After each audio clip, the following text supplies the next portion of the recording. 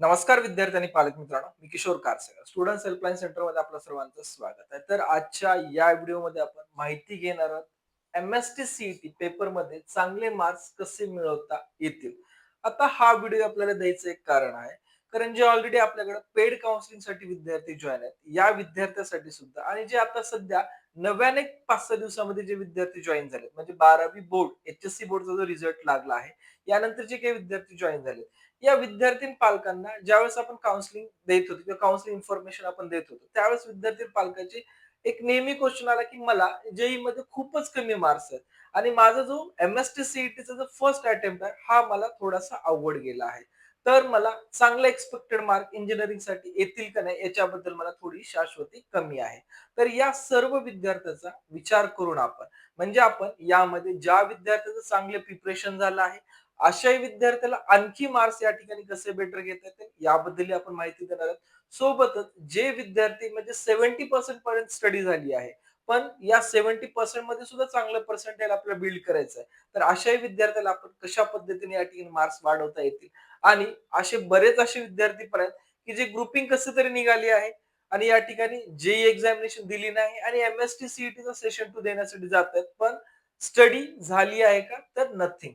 असे बरेच विद्यार्थी आहेत. मग या सर्व विद्यार्थ्यांसाठी कशा पद्धतीने एम-एस-टी सी-ई-टीचा पेपर सॉल्व्ह करावा, की ज्यामुळे आपल्याला जरी एव्हरेज स्टडी झाली असेल, तरी आपल्याला गुड मार्क्स मिळवता येतील.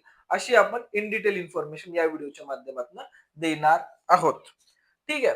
तर हे इन्फॉर्मेशन देत असताना विद्यार्थ्यांना लक्षात घ्यायचं आहे, की जो आपला पीसीबीचा जोही पेपर आहे, हा आपला 10/5 ते 11/5 म्हणजे 2 दिवस या ठिकाणी एक्झामिनेशन असणार आहे.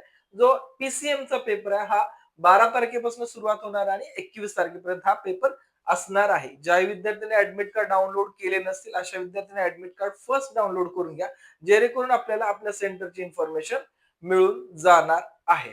नेक्स्ट, आता जोही हा व्हिडिओ आपण बनवत आहे याच्या मागे आपण एक पर्पज ठेवला आहे, की लक्षात घ्या पेपर सॉल्व्ह करत असताना सर्वात महत्वाची गोष्ट म्हणजे आपण जितका अभ्यास केला आहे तो अभ्यासच्या अनुसार आपण या ठिकाणी क्वेश्चन सॉल्व्ह करावे. ठीक आहे, कारण हे आपण ट्रिक सांगत आहे. त्यामुळं पहिल्यांदा मेन कुठली ट्रिक अप्लाय करण्याच्या अगोदर स्वतःची जी मेहनत आहे, हे मेहनतीच्या ह्याच्यावरती आपण व्यवस्थित विश्वास ठेवून ते व्यवस्थित प्रयत्न करावा. त्यामध्ये सुरुवातीचे जे प्रश्न आपल्याला पूर्ण येतात, अचूक येतात ते सोडवावे. मेन आहे आपल्या अभ्यासाप्रमाणे संपूर्ण पेपर व्यवस्थित पूर्ण झाल्यानंतर जे प्रश्न बाकी राहतील आणि त्या प्रश्नाबद्दल आपल्याला काहीच माहिती नसेल, जे प्रश्न रिमेनिंग राहणार आहेत आणि त्या प्रश्नाबद्दल आपल्याला काहीच माहिती नाही किंवा त्याच्या ऑप्शन बद्दलही काही माहिती नाही. तर त्याच वेळेस आपल्याला या ट्रिक जे मी सांगणार आहे, या ट्रिकचा आपल्याला वापर करायचा आहे. आणि अदरवाईज जर आपला अभ्यास खूप छान झाला असेल, तर या ट्रिककडे आपण पाहायचं सुद्धा नाहीये. ठीक आहे. तर जेही व्हिडिओ असेल त्याच्यामध्ये मी तुम्हाला क्लिअर इन्फॉर्मेशन देऊनच पुढे घेऊन जाणार आहे, की जेणेकरून असं नाही व्हायला पाहिजे, की एखादा अभ्यासू विद्यार्थी या गोष्टींमुळे डिस्टर्ब होईल. त्या अनुषंगाने आपण हे पूर्ण हे करतो. तर फर्स्ट आपण कुठला जरी पेपर या ठिकाणी घेत असेल तर त्याचं टाइम मॅनेजमेंट हे खूप महत्वाचं आहे. तर टाइम मॅनेजमेंट आपण पीसीएम हे कशा पद्धतीने करायचं आहे, किती वेळ आपल्याला कुठल्या सब्जेक्टला द्यायचा आहे, हे सुद्धा आपल्याला माहित असणं गरजेचं आहे. कारण आपण जर पाहिला तर 50 टू 55 मिनिट्स पीसीएम फिजिक्ससाठी 20 टू 20 याच्यामध्ये आपण ओरली मी सांगू शकतो, पण ज्यावेळेस आपण पेपर सोडवत असतो, आय नो त्यावेळेस सिच्युएशन काय असते, त्यावेळेस आपल्या डोक्यावर काय प्रेशर असते हे सुद्धा मी फील करू शकतो. या पद्धतीने जरी मॅनेज नाही झाला, थोडा बहुत या ठिकाणी आपला फरक जरी पडत असेल, तर आपण एखाद्या सोप्या पेपरमध्ये हा आपण डेफिनेटली कव्हर करायला पाहिजे, की जेणेकरून आपल्याला पूर्ण पेपर या ठिकाणी सॉल्व्ह करता येईल. लक्षात घ्या, एम-एस-टी सी-ई-टीचा पेपर हा पूर्ण सॉल्व्ह करणं अनिवार्यच आहे, असं मी आमच्या स्टुडंट्सला नेहमी सांगतो. अनिवार्य का आहे ते मी तुम्हाला पुढे सांगेल. ठीक आहे. तर लक्षात घ्या पूर्ण पेपर सॉल्व्ह करत असताना महत्वाची गोष्ट आहे, जे आपल्याला सोपे प्रश्न वाटतात ते प्रश्न पहिल्या टप्प्यामध्ये आपण फर्स्ट क्वेश्चन पासून लास्ट क्वेश्चन पर्यंत सॉल्व्ह करत चला. जेवढे सॉल्व्ह होतील तेवढे आपले सॉल्व्ह झाले तरी मोर दॅन सफिशियंट आहे. आपण विचार करू की फर्स्ट स्टेपच्या ह्याच्यामध्ये आपले फक्त या ठिकाणी पाहायला गेलं तर 70च क्वेश्चन किंवा फक्त आपला 80 मार्काचा पेपर सॉल्व्ह झाला. नेक्स्ट आपण जर पाहायला गेलं तर यामध्ये पेपर जो सॉल्व्ह झाला तो आपला 120 मार्काचा सॉल्व्ह झाला आणि नंतर आपण पाहिलं तर या ठिकाणी थर्ड मध्ये 140 मार्काचा पेपर सॉल्व्ह झाला. तर फर्स्ट याच्यामध्ये जे इझी आहे, जे परफेक्ट कमांड आहे याच्याकडे फोकस करा किंवा सुरुवातीला जे सोपा पेपर किंवा सोपा सब्जेक्ट जातो यापासून सुरुवात करा म्हणजे तुम्हाला इझिली या गोष्टी हे होतील. सेकंडली सोपे सोडत असताना थोडंसं कन्फ्युजन होतं. तर त्या कन्फ्युजनसाठी आपण सेकंड राउंडची तयारी ठेवा आणि जे काही टफेस्ट क्वेश्चन म्हणजे शेवटला आपल्या म्हणजे येतच नाहीये त्या क्वेश्चनला थर्ड मध्ये आपण ट्राय करणं गरजेचं असणार आहे. असं केलं तर आपला टाइम मॅनेजमेंट या ठिकाणी येणारे क्वेश्चन पूर्ण व्यवस्थित अटेम्प्ट होतील. बऱ्याच वेळेस विद्यार्थी काय करतात, जे क्वेश्चन येतात हे शेवटला सोडतात आणि जे हार्ड क्वेश्चन त्याच्या मागे लागतात. तर आपण असं नका करू. जे सोपे पेपर आहेत, जे क्वेश्चन आहेत, जे सोपे आपल्याला वाटतात ते आपण टार्गेट करा. हवा असेल जो आपला फेव्हरेट सब्जेक्ट आहे त्याच्यापासून स्टार्ट करा, की जेणेकरून तो सोडवल्यामुळे आपला कॉन्फिडन्स वाढेल, आपला आत्मविश्वास वाढेल. आपण जे मनात भीती राहते किंवा घाबरतो ते सुद्धा आपली दूर होईल आणि आपण इझिली या ठिकाणी चांगल्यातला चांगला पेपर सॉल्व्ह करू शकतो. ठीक आहे. तर महत्वाचं आहे, की जेही विद्यार्थी आपल्याकडे पेड काउन्सिलिंगला जॉइन आहेत, अशा विद्यार्थ्यांना आपण स्टुडंट हेल्पलाईन सेंटरची हँडबुक दरवर्षी देतोच. पण जे विद्यार्थी सुद्धा नव्याने जॉइन होत आहेत, ऑल ओव्हर महाराष्ट्रातून आपल्याला पाहत आहेत, अशा विद्यार्थ्यांसाठी आपली दरवर्षीप्रमाणे याही वर्षी इंजिनिअरिंग प्रोसेसची हँडबुक आपण उपलब्ध करून दिली आहे. ज्याही विद्यार्थ्यांना माहिती पुस्तकं हवी आहे, आपण महाराष्ट्रात कुठेही असो, आपल्याला हे माहिती पुस्तकं आम्ही आपल्याला ॲड्रेसवरती उपलब्ध करून देत असतो. याच्यासाठी जे इनिशियल चार्जेस आहेत ते आपण पेड करून हे माहिती पुस्तिका आपण घेऊ शकतात. दुसरी गोष्ट आहे, आपलं दरवर्षीप्रमाणे याही वर्षी इंजिनिअरिंग काउन्सिलिंगसाठी आपण ग्रुप्स या ठिकाणी फाउंड केले आहेत किंवा वेगवेगळे आपले प्लॅटफॉर्म आहेत, की ज्या प्लॅटफॉर्मवरती आपण वेळोवेळी माहिती देतो. यामध्ये ज्याही विद्यार्थ्यांना लक्षात द्या, ज्याही विद्यार्थ्यांना आपली काउन्सिलिंग किंवा आपल्या व्हिडिओच्या माध्यमातून खरंच प्रोसेसमध्ये फायदा होत असेल, तर डेफिनेटली चॅनलला जॉइन राहा. कारण जशी आपली प्रोसेस पुढे चालते, तसं counselling related, college fees related अथवा लो फीस मध्ये एखादं चांगलं कॉलेज कसं मिळवता येईल किंवा लो मार्क्स मध्ये एखादं चांगलं कॉलेज कसं मिळवता येईल. इन केस जे स्पॉट राउंड असतात त्यामध्ये किती कॉलेजमध्ये काय पोझिशन चालली अशी इन डिटेल इन्फॉर्मेशन स्टार्ट पासून एंड पर्यंत आपल्या चॅनलवरती आपण अवेलेबल करून देत असतो. जर आपण इंटरेस्टेड असेल तर डेफिनेटली जॉईन करू शकतात. नेक्स्ट आहे की जे मी तुम्हाला सांगितलं की पेपर फुल अटेम्प्ट का करायचं. लक्षात घ्या, फुल अटेम्प्ट याच्यासाठी करायचं की या पेपरमध्ये निगेटिव्ह मार्क सिस्टीम काही नाहीये. जर आपल्याला पडले तर +1 या +2 नसेल तर 0 मार्क. याच्यामध्ये मायनस मार्क जाणार नाही. त्यामुळे आपल्याला जोही आपला क्वेश्चन पेपर आहे हा 100% आपल्याला सॉल्व्ह करायचा आहे. त्यामुळे आपल्याला या ठिकाणी जेवढा आपण पेपर अटेम्प्ट करू तेवढे आपले मार्क्स वाढायचे चान्सेस जास्त राहणार आहेत. पेपर अटेम्प्ट करत असताना मॅक्झिमम अॅक्युरसी अनुसार जर केला तर ते खूप चांगलं राहणार. कारण अॅक्युरसी अनुसार कोण करू शकतो? ज्याचा चांगलं प्रिपरेशन झालं हा विद्यार्थी करू शकतो. आणि पेपर सोडवत असताना घाबरायचं बिलकुल नाहीये. बरेच विद्यार्थी घाबरतात, की काय होईल, काय होईल? जे होईल ते होईल, आपल्याला ते नंतर पाहायचंय. सध्या आपल्याला फक्त शांत डोक्याने आपला पेपर सॉल्व्ह करायचा आहे.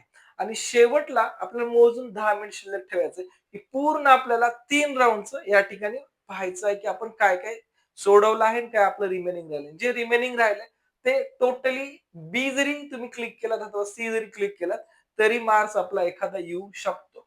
ठीक आहे. नेक्स्ट, पेपरच्या आधी काय कराल? आता सर्वच विद्यार्थ्यांना की पेपर तर सोडवण्यासाठी आणि सांगत आहेत पेपर करता मग एक्झॅक्टली पेपरच्या अगोदर काय करायचं? तर पूर्ण सिलेबसची रिव्हिजन करा. हा तर सगळ्यात बेस्ट ऑप्शन आहे. सर्वच विद्यार्थ्यांनी हा जरी केला तर ट्रिकची काय आवश्यकता पडणार नाहीये. इम्पॉर्टंट फॉर्म्युला या ठिकाणी जे काही डेफिनेशन आहे, जे काही शॉर्ट नोट्स आहेत, जे आपण स्वतः मनाने ज्या स्टडी करतो, ज्या शॉर्ट नोट्स काढल्या, त्याचं प्रिपरेशन आपण करणं खूप जास्त गरजेचं आहे. प्रिव्हियस इयरचे जे पेपर्स आहेत, मॉक टेस्ट आपण जास्तीत जास्त दिले असतील, तर ते आपल्यासाठी फायदेशीर असतील.